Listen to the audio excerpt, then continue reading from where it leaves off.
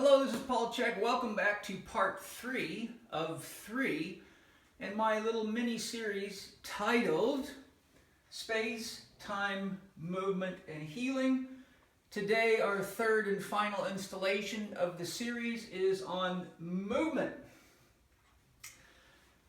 Now, this concept is very, very deep, and I've had to leave mountains of things out that I would love to share, but that's what my Chek Institute advanced training programs are for. So today I'm going to give a nice encapsulation of the concept of movement as it is relevant to the process of life and healing. So my first comment would be to remember that life is movement. If something is not moving, then it is not living. Now, you could take that distinction in a number of ways, but I think what I'm referring to here in simplistic forms is anything that we call a living thing is a moving thing, is a breathing thing. If something's breathing, then there's some definite movement there, and therefore there is life there. So what I'm going to do to help make this understandable and more relevant to the issue of healing and life is I'm going to break down the concept of movement as it relates to the 6 foundation principles that I teach in HLC 1, HLC 2, HLC 3, that's Holistic Lifestyle Coach is what HLC stands for, and just give a basic encapsulation of the principle of movement. Because if we understand the basic concepts of anything, then we have a foundation in place, and from there we can build up into more complex ideas, understandings, methodologies. But as with any art or science, if you don't have a good grasp of the basics and you get too involved in complexities, it's kind of like building a house on top of an incomplete foundation. The foundation of the house would represent the basics. Anything above it becomes more complex until you get into electrical systems and plumbing systems.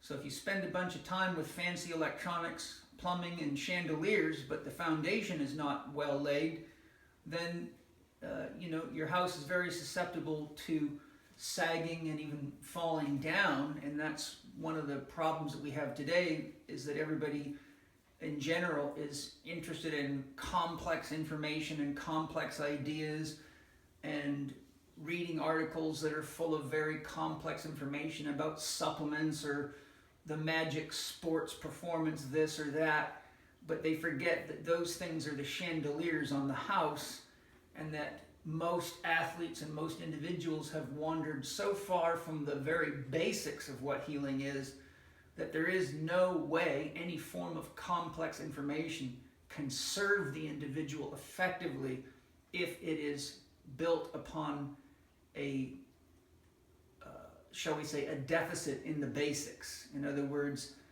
think of a pyramid.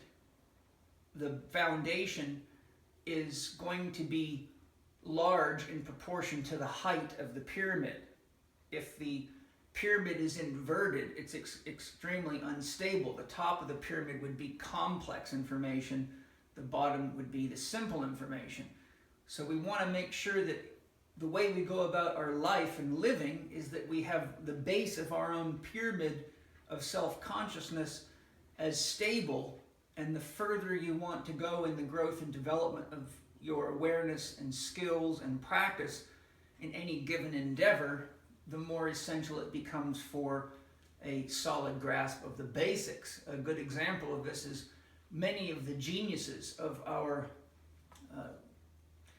throughout our history, whether it be scientists or explorers or whatever, have often gotten so deep into the complexity that they forget basics like eating, sleeping, and drinking. Mathematicians have worked themselves to death. Scientists have worked themselves to death in a incessant, almost addicted pursuit of identifying whatever it was that they were after. Athletes work themselves to death. Parents work themselves to death. Kids are the products of people today that have made these mistakes with the basics, and today are being raised without any awareness of the basics. As Jamie Oliver showed in one of his TV shows, where he showed flashcards to children ranging from about 7 to 10 years of age in a large school assembly. He showed flashcards of common fruits, vegetables, and farm animals mixed in with logos of corporate symbols or logos from a variety of corporations, from Target to CBS, etc.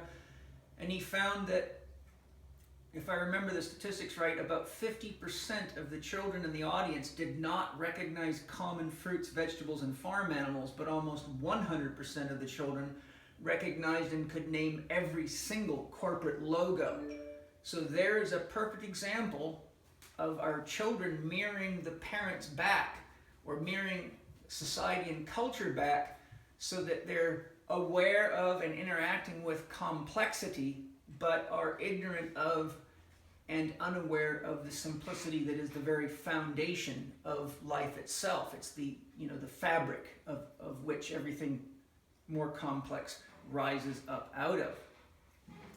So to begin with, let's just start with looking at what movement really is at its very basics. If we look at current science, or if we look into what the great sages, yogis, rishis, and wise men have been telling us for as long as we've been writing anything down, if you go deep enough into consciousness, you reach something that can't be defined as this or that. You get into what's referred to as a non-dual awareness, where there is no longer a subject-object duality.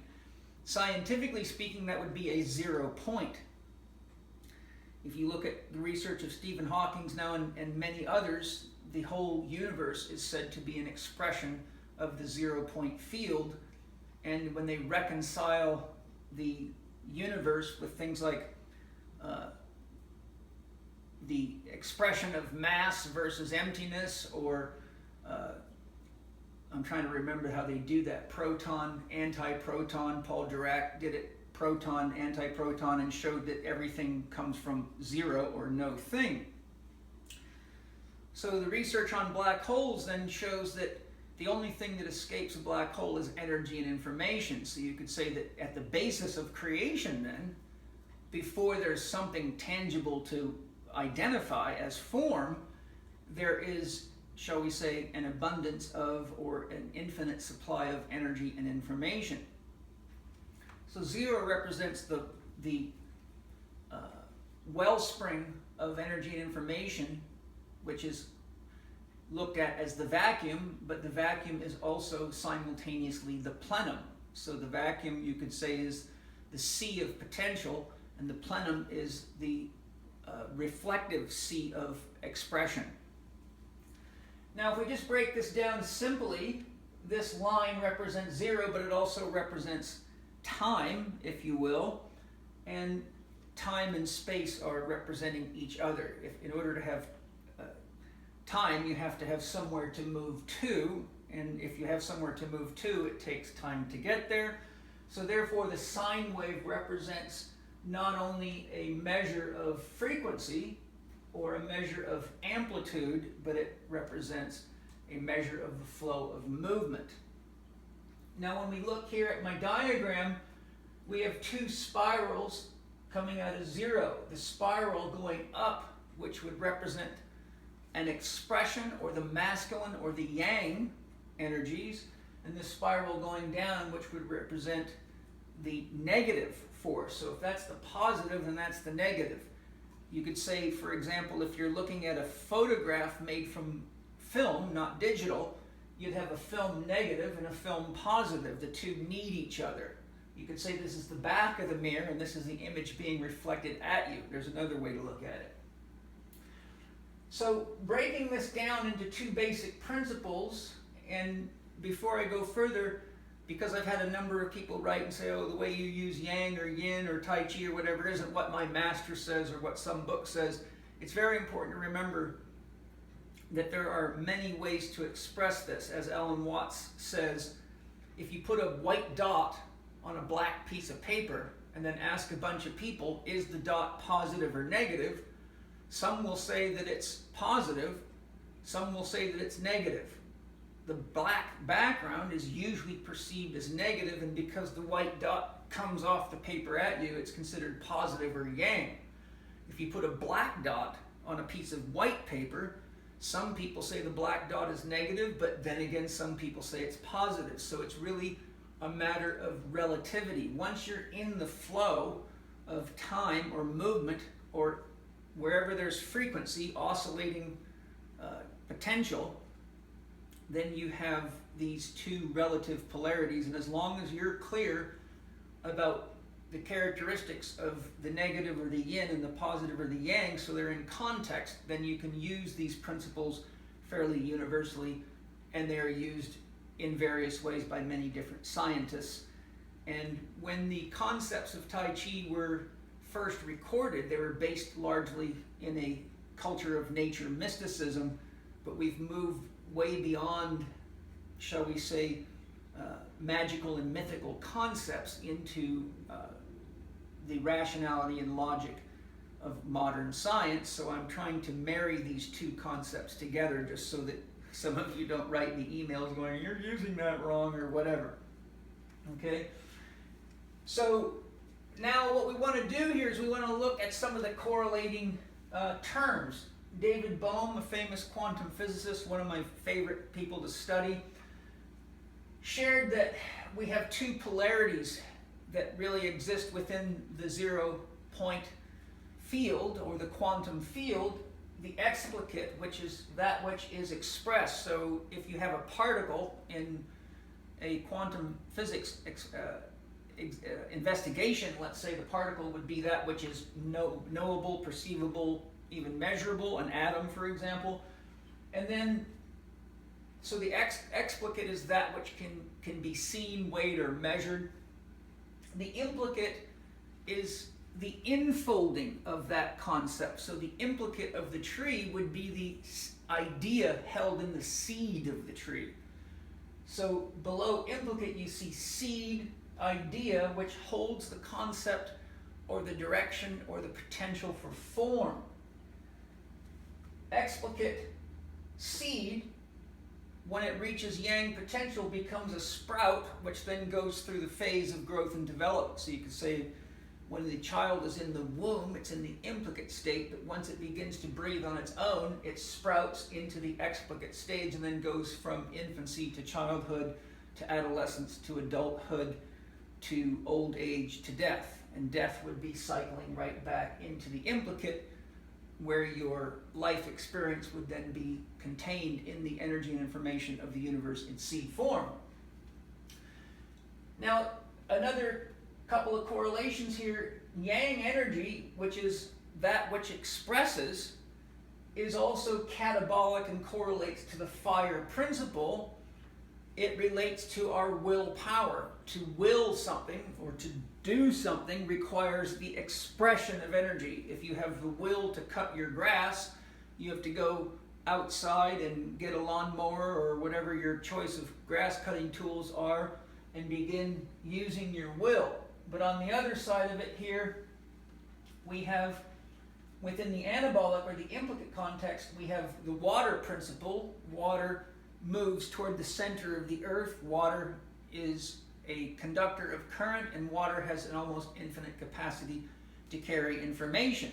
And interestingly enough, so too does light, which is related to the fire principle. Water correlates to desire. Water desires, it draws things into it. If you put a spoon of chocolate milk powder into water or anything else, it will be absorbed into it to the degree that it's absorbable. If you pour water on the earth, you could say that the earth absorbs the water, but the water is also absorbing the earth. So the principle of desire relates to yin. Yin is that which multiplies power. Yin, or the negative or the implicate, would correlate in your physical body to inhalation. When you inhale, you have to have something empty to fill. So when your lungs are empty, there's a negative pressure. When you fill them up, there's a respective positive. When you exhale, you repeat the cycle. And that is the basic cycle that perpetuates life in any biological organism. So you're oscillating between yin, emptiness, and yang, fullness. But just to show you that these things are more deep than that, the emptiness that is yin draws in oxygen. Oxygen is yang. You need to oxidize in order to run your metabolism in your body. So the emptiness of yin fills itself with yang.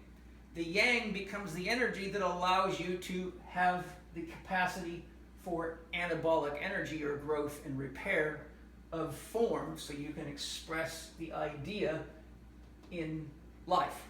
So they're constantly reinforcing and supporting each other. And as I'll show you, there's a certain dynamic balance that has to be maintained or you cease to exist, because if you have more fire than you do resources, then you end up with ash and no living form that can express itself. If you have all water and earth, but no sunshine and no seed, because you had too much fire, then you don't have the source of life. So these two have to be kept in a functional balance. Now, to bring this thing into expression, I'll just finish what I was saying here. Here you see the yang, or masculine energy, the fire principle. If you look at the sun, it's radiating energy and heat in every direction. Yang, the yang principle is identified by the fact that it divides power. The sun divides its power in every degree of a 360-degree arc or radius, a circle, a sphere. So whenever we're in the mode of exhalation, we're dividing power. Inhalation, we accumulate power, just like you charge a cell phone, yin, implicate, and then when you talk on it or scan the internet or look at Facebook, you can have several windows open at once. Your phone is still receptive to phone calls while you're looking at the internet, and you can still receive emails. You could have multiple programs going at once, which represents dividing power. Phone call, email, FaceTime, ... This is a key point because we are such a distracted culture, and our youth are often poorly guided and don't really have a good sense of how to direct their energy. So they're bouncing all over the place, doing all sorts of things, but never really get enough awareness of the basics of how to manage themselves, that the further they go into expressing themselves without understanding the basics, the more they end up over-expressing the fire principle or division of power, and often that leads to resorting to quick fixes such as sugar, coffee, tea, soda pop, drugs, instead of using the feminine principle of nutrition, hydration, and sleep effectively. So there you see the oscillating polarities, and this two spirals has a relationship. The more energy you have being expressed as yang or explicate or will, the more you must reciprocate with rest and recovery. If your expression is exemplified by the magnitude of that loop of the spiral, but your recovery is only here, it won't take you long to burn the house down or burn your body out or burn your mind out, meaning your capacity to think. You'll exhaust your brain and your neurotransmitters. For example, people that use too many stimulants go into a withdrawal when they don't have them, because the body now has got to recuperate its resources, and it's often low on neurotransmitters and various hormones, and it leads to complications which are not really very supportive of healing or getting things done in life. So if we now skip forward, the three feminine principles that I teach of the 6 foundation principles are hydration, nutrition, and sleep. Hydration is essential. Our bodies are about 70% water. We're built in very much the same proportions as the earth. We have about the same amount of water to mass as the earth does. The earth's body is about 70% water relative to land mass. Our blood has the same degree of salinity on average that the ocean does. We inhale and exhale. At night, the earth inhales its energy, and in the day it exhales its energy. And those are called etheric forces, which is one of those things I won't get into here, but science has demonstrated that everything that is alive is following these principles. So when we look at the issue of hydration, the average person needs to drink about half their body weight in ounces a day, or if you're from a European or a metric country, you would take your body weight in kilograms and multiply it by 0.033 to get liters a day. So a 100 kilogram human being would need to drink 3.3 liters a day. And that's an average, but it's a fairly reliable average. I've tested countless numbers of people in various ways to find that it is actually quite accurate.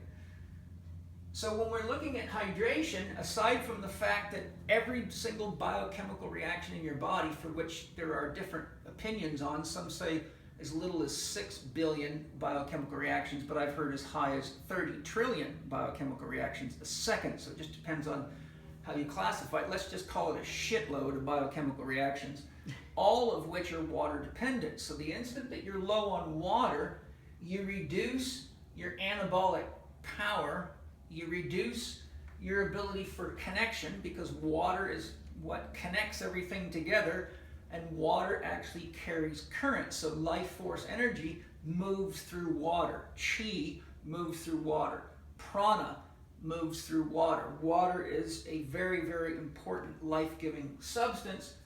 So if we lose our optimal level of hydration, remember, if you look at the book Your Body's Many Cries for Water by Dr. Batman-Gilage, he shows that if the central nervous system is dehydrated only 1%, it can cause significant psychological disorders. So what we see is water is absolutely critical for connection within the body, between systems, and with the integration of our sense of self, and it also is an essential means by which current flows through the body, or energy potential flows through the body. Nutrition is what it takes for embodiment. So the implicate seed or idea of the body has got to have nutrition in order to build out the concept into a living form that can explicate itself. So the seed has to go to sprout. When you're seeing something sprout, the seed was a tiny little thing. Remember, an acorn is very small to what an oak tree can become. So in the implicate, we hold what we would call, comparatively speaking, the dead form, or the skeleton of the idea. So inside the seed is the idea of the tree, and through the process of meeting the requirements for life, such as soil, warmth, sunlight, and water, then you begin to see that it sprouts, grows roots, and begins to gather nutrients in order to build out the idea into a living form. So the explication requires nutrition in order to embody itself, or you have just, without nutrition, you would not see anything up here. It would be like a television wave or a radio wave moving through the room. It can carry all sorts of information and ideas, but until you have a body to receive it, a radio or a television, you're unconscious of what is there, and you cannot manifest it, because manifestation needs specific criteria for each form. In other words, what it takes to manifest a television show of people dancing is a body that works on those frequencies and with those principles. So we have to remember that the human body and all living bodies have unique frequency ranges and principles, such as specific nutrition, hydration, sleep, and breathing, thinking, or movement needs. Thinking here relating to the ideas. An earthworm doesn't have the same ideas that are important to it that a human does. Okay, so water then, hydration, connection, and current. Nutrition allows embodiment, and because we have specific nutritional needs that are unique to each individual, if we lack nutrition, it shows up as an inability to effectively embody. So you may have skin problems. You cannot effectively replace or repair your skin. You don't have the anabolic resources. If you lack nutrition to run your detoxification systems, you may have a bunch of fat-soluble chemicals such as pesticides, herbicides, rodenticides, fungicides trapped in your body, which can cause sclerosis in the liver and lead to all sorts of problems. So you basically see that if you don't pay attention and develop a relationship with your own body and learn to pay attention to what it's asking you for through instinct or biological urge, in other words, if you can't differentiate thirst from hunger, you're in trouble. If you can't differentiate tiredness from the desire to drink coffee versus the awareness that sleep is what your body's really after, you're in trouble.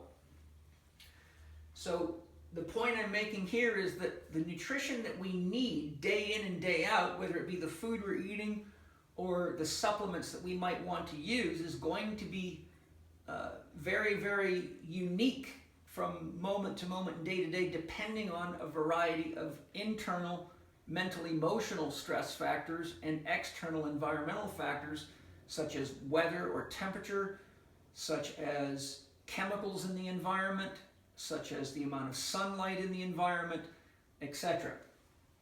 Then sleep is the chief form of accumulating energy. So to the degree you don't sleep, then you don't do well in a waking state. So you could say sleep is like gathering wood with which you can sustain the fire. But if you are trying to do a lot, but you have no wood in the fireplace, then the house goes cold, and that's called hypothyroidism. And if that doesn't, get you wise, then you go into the next stage, which is death. So sleep is for energy and integration. Sleep is the phase where we go into the unrational state of cognitive process called dreaming, in which we are working through psychic integration. So daytime is physical expression of what we could say is our dream or our dreaming. We're acting out our dreams, whether we're conscious or unconscious of it. And that's why you keep hearing me say, what is your dream? If you're not sure what your dream is, well, as the old saying goes, if you don't know where you're going, any road will get you there. But your dream, as I will show you, is what guides your intention, and it is your intention that determines how you extract this potential and what seeds you water, sprout, and manifest. So if your life is full of things that you don't like, pay close attention to what seeds you're watering, and if you think it's not something that you wanted, then as Arnold Patton says, look carefully at what you're creating unconsciously, because we draw the experiences to us to create consciousness. And if the consciousness that we're experiencing is one of pain, it usually means that we were unconscious of what we chose, and that gives us an opportunity to be more conscious, because the pain has the great power of awakening. So sleep is energy and integration. Now we go up here to thinking. Research shows, as I've said on many blogs, that the average person thinks about 68,000 thoughts a day, 90% of which turn out to be negative in orientation. So if thought is the carrier of the seed of the implicate, when I have an idea for an invention, for example, the idea lives in my head, but it has no physical body. It's not actually alive. I can't design a caliper to measure forward head posture in my head and use it in the real world, in other words, i.e. the actual world, until it's got a body and I've tested it and taken it through the process. Just like a child has to go from embryo to intelligent human being through guided awareness. If you have an idea in your head, you must embody that idea. So if you're embodying ideas unconsciously because you're getting caught in stinking thinking all the time, well, you will surround yourself with your own creations. And this is why it's important to remember that life mirrors our inner processes back to us. And the more conscious you are, the more capable you are of using your intention to put your energy, information, and awareness into what you want instead of what you don't want. And that works at the individual level, but then when we realize that all of us are in relationships, the first thing we can do is take responsibility for creating what we want in our lives and taking responsibility for creating a sense of happiness and joy and well-being within ourselves, because then we can bring that into relationships. But we're all in the world together, and we have people at every stage of consciousness, from completely unconscious, we'll call that Donald Trump, to highly conscious, we'll call that the Dalai Lama. So there's your polarity right there of potential. We won't go any further on that, but okay, so thinking then relates to our dream or our intention. If you want to listen to 98.6 KIFM on FM radio in San Diego, then your intention would be to turn the dial to 98.6. But if you're one of these ADD people or someone that hasn't got a dream and you don't know what you want to listen to, that's like walking into a restaurant and when the waitress comes, she says, "What can I get you?" You say, "I don't know, I'm just hungry." She says, "Well, what would you like?" "I don't know anything." Well, if she brings you out a bunch of slop off the floor in the kitchen, you got no right to complain. And remember, choosing not to choose is choosing. So you just get whatever, comes flying your way, which is usually unconsciously motivated. Breathing relates to inspiration. So respiration is necessary for inspiration. You cannot be inspired to do things. If I'm not breathing, I got a very short blog. So my inspiration is dependent upon respiration. So if you don't have good breathing, then it's probably the most important place to start, because your breathing is the first physical expression of your mental processes. If you're scared, your breathing reflects it. If you're happy, your breathing reflects it. If you're sad, your breathing reflects it. If you're meditating, your breathing reflects it. And breathing is the critical process for producing energy in the body. Without breathing, there is no metabolism. There is no exchange of energy. There is no movement. Without breathing, you're dead. So you move, just not in this plane of reality. That's another conversation. But if you want to party here, you got to meet the requirements for breathing here. And if you want to do a good job at the party, you got to have a dream and be inspired, and movement produces the action to get it done. So action then again relates to willpower, and the dream and your intention relates to your desire. So as some of you may have seen in my love code, L stands for life, which relates to desire. You must have the desire to live. O, 0, if you take that and swing it over there, you have a nice big 0. 0 is empty of everything, yet because it has no border, boundary, or definition, it contains and therefore is full of everything. So you have the empty vacuum and the equal and opposite capacity as plenum or expression. Okay? So that takes us to action. So we're going to close here with a few key principles.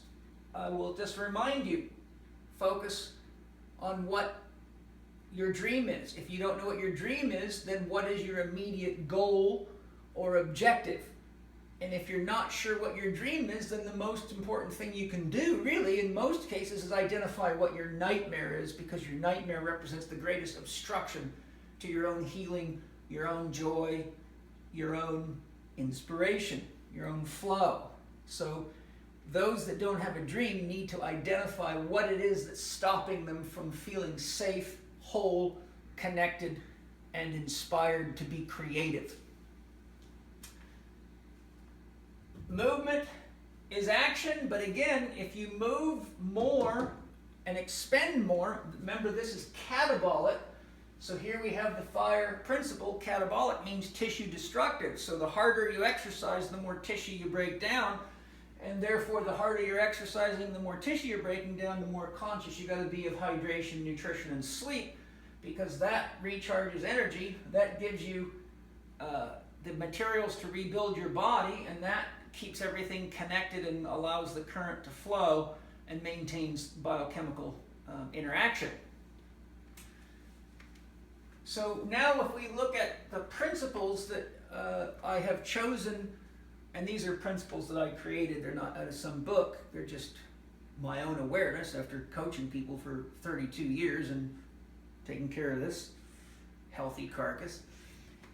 So the first principle is an ancient metaphysical principle. That one I didn't create. As above, in the thinking process or belief, the root of your actions is always beliefs. So if your actions are bringing you into trouble, then you have to go up to the belief. The beliefs always are behind actions. And if you're not sure why you're doing something, it means you're unconscious, but there's still an unconscious belief there.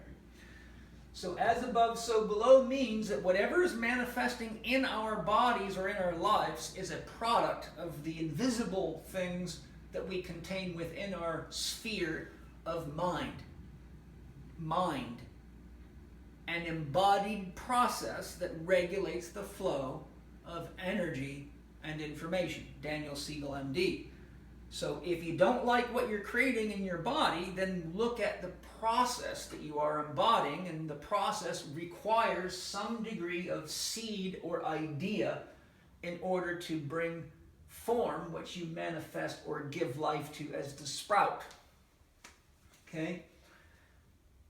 2, expression requires energy and embodiment. So whatever it is that you want to do, if you want to have a family, it's going to require energy and embodiment.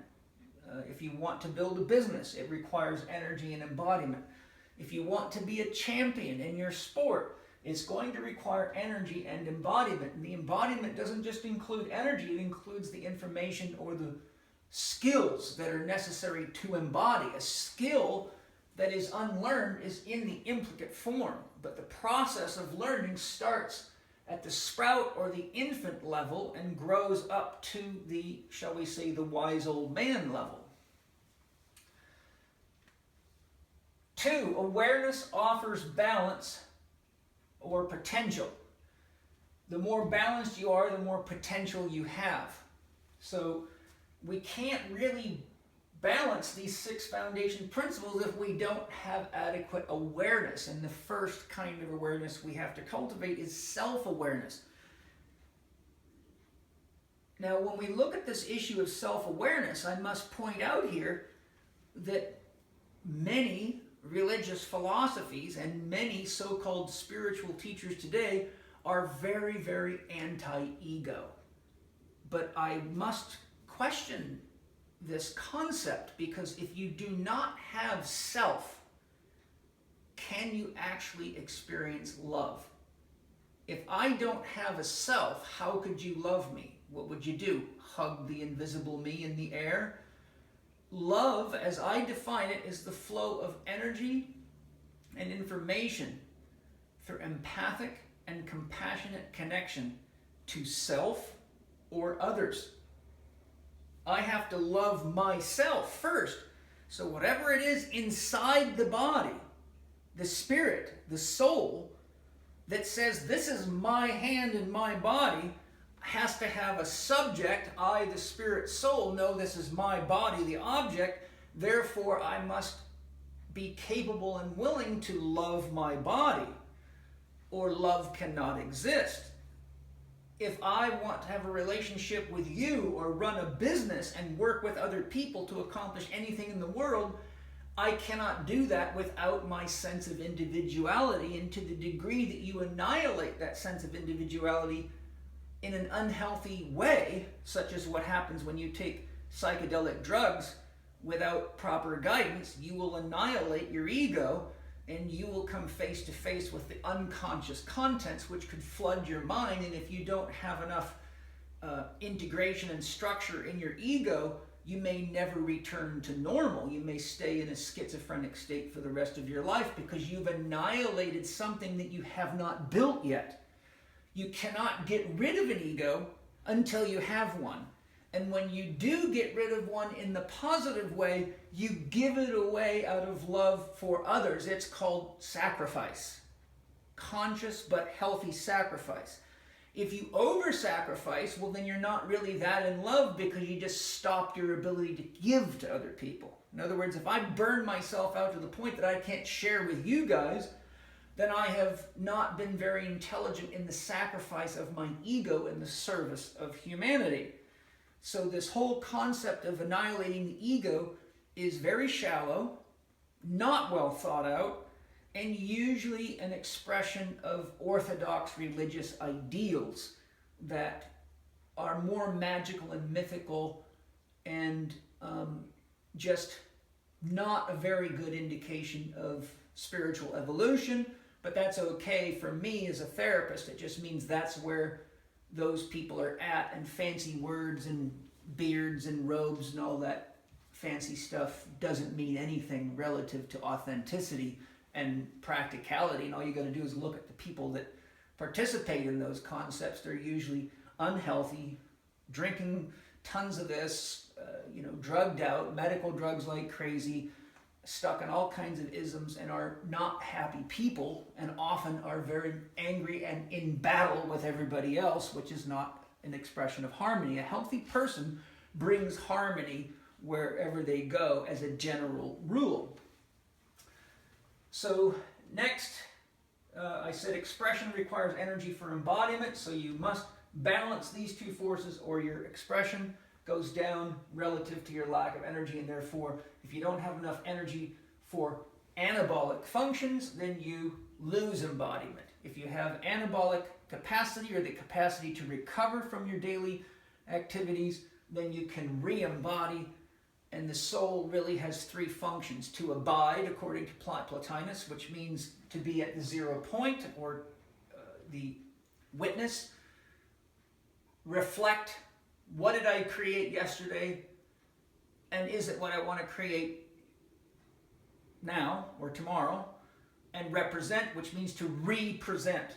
So by being aware, we reflect on the challenges we've had, the mistakes we've made relative to what we could call our own ideal, and then we represent ourselves each day to the degree that we're conscious and aware. To the degree we keep making the same mistakes over and over again, it's a sign of not even immaturity, but just unconsciousness.